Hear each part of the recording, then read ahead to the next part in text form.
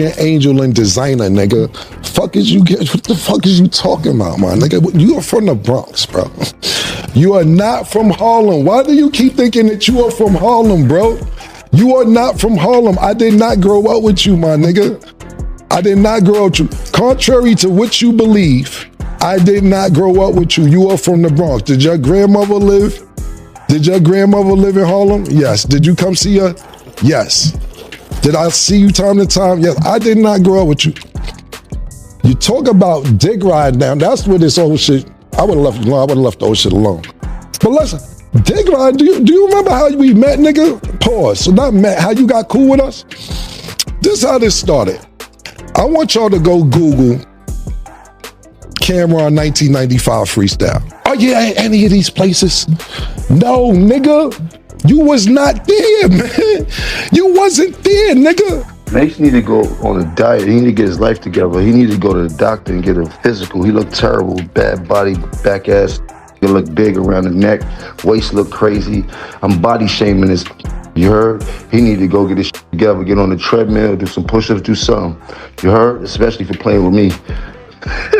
He gonna need it. You dig? He taught you how to rap. You'll say it. Matter of fact, bring up the clip. Mase helped me actually learn how to rap. Mase showed me how to rap. Mase actually showed me, he was the first person to show me how to rap. Mase actually sat me down and showed me the magic to rap. We taught you how to rap, nigga. How you ran the whole organization. How you made Diplomat. Nigga, you ain't make none of this stuff. You was a fan. I put you down. Harlem's streets have long been unvarnished, merciless, and unrepentant. However, there was nothing that could have prepared the culture for Mase and Cam'ron's pursuit of Jim Jones. This wasn't a lighthearted podcast conversation. This wasn't just a group of old buddies joking around. This humiliation was live streamed for the world to see. And the target, a man who used to stand side by side with the most revered and feared voices in Harlem. The Dipset legacy has been debated in hip-hop forums, barbershops, and on street corners for decades. However, this was no roast when two of the greatest legends in Harlem chose to beat up the man they said had pleaded his way in. The trial was open to the public. Camron didn't mince words. He jumped right into Jim's past, bringing up incidents that residents of Harlem recalled but never imagined would be broadcast in front of millions of people. He chuckled because Jim Jones wasn't actually present for the Corn Freestyles kids. He wondered whether Jim was genuinely a kid of Harlem or only its biggest admirer. The knockout punch followed. 3 words that have a more powerful impact than a diss tune. You weren't present. Authenticity is crucial in Harlem. You cannot purchase it. It is impossible to fake. Furthermore, it is practically impossible to regain it once it has been contested. With the accuracy that only a Harlem preacher turned rapper could provide, Mase doubled down. He said that after listening to their freestyles, Jim pleaded for a seat at the table and that he physically taught him how to rap. He portrayed him as an ardent fan who became a follower and joined a movement that was already on fire. This was not friendly fire in the eyes of the fans. The verdict had already been written, and it seemed like Harlem court. Then the internet was rocked by the story. Camron asserted that Jim Jones ran directly to the sand and toward the beach on one notorious night when BMF came up. Social media was blown away by the image alone. The muscle, the backbone, the so-called capo of Dipset, running like prey. Cam knew the impression would last a lifetime because Harlem doesn't forgive weakness. Jim Jones, however, didn't remain silent. He retaliated by body-shaming Mase, criticizing his appearance and instructing him to use the treadmill. He made it clear to everyone that he wasn't only he asserted that when no one else would, he was the CEO, the guardian, and the one who kept Dipset together. But rather than projecting strength, his remarks came across as defensive. Mase and Cam'ron had a new anecdote, receipt or recollection that further shattered his foundation for each jab Jim threw. This was no longer only a roast. It turned into an intervention in Harlem. They doubted his allegiance. They questioned whether he was sincere. While millions of people watched, they made fun of him. Being made fun of by the men you used to build alongside is the deepest wound in Harlem. This wasn't humor in Jim Jones's opinion. This was a real-time, uncensored identity theft. The fans were unable to turn away. Videos became viral. The BMF Beach story became a meme, a gift and a remix, and it was played over and over. Harlem humiliation replaced Harlem pride. Jim was the only individual who bore that embarrassment. Every comment, every repost, and every tweet that went viral felt like a fresh dagger. In real time, you could practically feel his dignity crumbling. But everyone recognized the truth that lay behind the pandemonium and joy. This was hardly a novel beef. For years, this rivalry had been smoldering. Mase, Cam, and Jim were once members of the same dream, and the Harlem Brothers in Hustle. However, notoriety alters people. Distance is created by success. Furthermore, this went beyond rap teachings and classic freestyles when Cam and Mase stood side by side against Jim. It has to do with legacy. Who was actually carrying Dipset and who was changing the narrative were at issue. Beef doesn't flee Harlem. Fans were aware that Harlem feeds on it. Jim Jones would not have sat quietly if he had been humiliated thus loudly. He has a purpose for being capo. He is the man who turned suffering into records, the fighter and the survivor. But could he even bounce back from being called Dipset's fanboy? The inquiries only got louder once the roast was over and the laughter subsided. Did Jim Jones serve as Dipset's mainstay? Or was he merely Camron's shadow? Was history reversed after Mase truly shaped him into the person he is now? Or were Harlem legends only repurposing past traumas for amusement? Reducing one man's pride to ashes? One thing was certain as online arguments raged. The damage was already done. For the time being, Harlem had turned against Jim Jones, and Jim was left to bear the greatest humiliation of his professional life while Mase and Cam chuckled together. Because respect isn't given in Harlem, it's already taken. Jim Jones will need to put up a stronger fight than ever before if he wants it back. And all of the fans were left wondering, would he? They believed Jim Jones would accept the suffering, go on, and let it go. However, those who know him are aware of one thing. When his name is dragged through the mud, capo never remains silent. Jim Jones moved forward with a heavy burden of Harlem pride as Mase and Cam'ron unleashed their wrath. His defense this time wasn't irrational or desperate.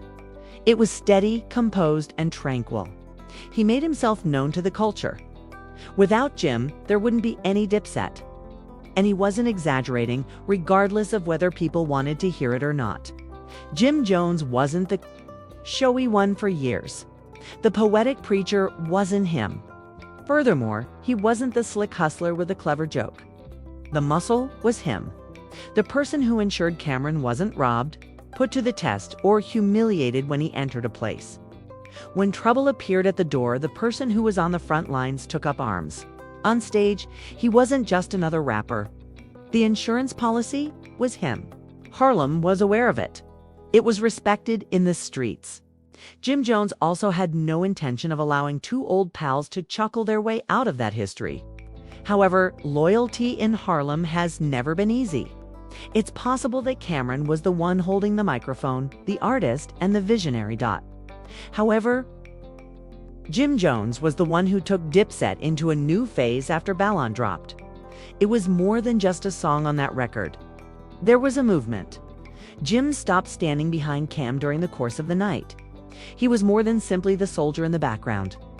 The frontman was him, reveling in the accomplishment that was so obvious that not even Cam could deny it. And there was the beginning of the fracture. For years, insiders discussed the strain in whispers. The thought of Jim growing larger than him was too much for Camron to handle. Jim accepted his moment because he was sick of being portrayed as the muscle without shine. What had begun as fraternity turned into rivalry. Harlem had stopped following a team. It was observing a struggle for dominance. And the brotherhood was broken in full view when Mase chose to stand with Cam and move back into the frame. Jim Jones responded with more than just insults. Truth was his retaliation. He reminded everyone that since Harlem already knew him, he never needed to claim the neighborhood. He was outside. In the trenches was where he was. The stories that the music just alluded to were being lived by him. Jim reminded the culture that he was present when Cam and Mase made fun of him for not being there, simply not in ways that are suitable for jokes. On Clue tapes, he wasn't spouting freestyles. He was ensuring that the brand endured long enough to appear on those recordings. Fans could sense the pain behind the remarks, despite his denial. The weight of the roast made Jim Jones, a guy who always stood tall, appear smaller. Each response sounded more like a guy piecing himself back together after being sliced open in front of millions of people than it did like a declaration of supremacy. Because Harlem's truth is straightforward. It makes no difference how much you claim to have done. Who co-signs, it counts. And the city pays attention when two heavyweights from Harlem get together to oppose you. They're not on your side. The city pays attention. Social media erupted into a battleground. Fans argued over who actually created Dipset on Twitter, turning the platform into a Harlem court. Instagram accounts repeatedly played up Cam's BMF Beach narrative. In retaliation, Jim's supporters shared images of him with the crew, reminding everyone that loyalty extends beyond freestyles. Jim was seen dancing on TikTok while Cam and Mase were laughing at the scene. The globe devoured every moment of the real-time division of Harlem. The more profound reality was evident. This was more than a joke. This battle was for control of the narrative. The loudest voices write the history. And at the moment, laughing was overpowering Jim's voice. He was portrayed by Camron as a fan. When he was a student, Mase painted him. The echoes of "you weren't there" were more painful. Regardless of how many times Jim referred to himself as the CEO, Jim Jones, however, was unwilling to give up.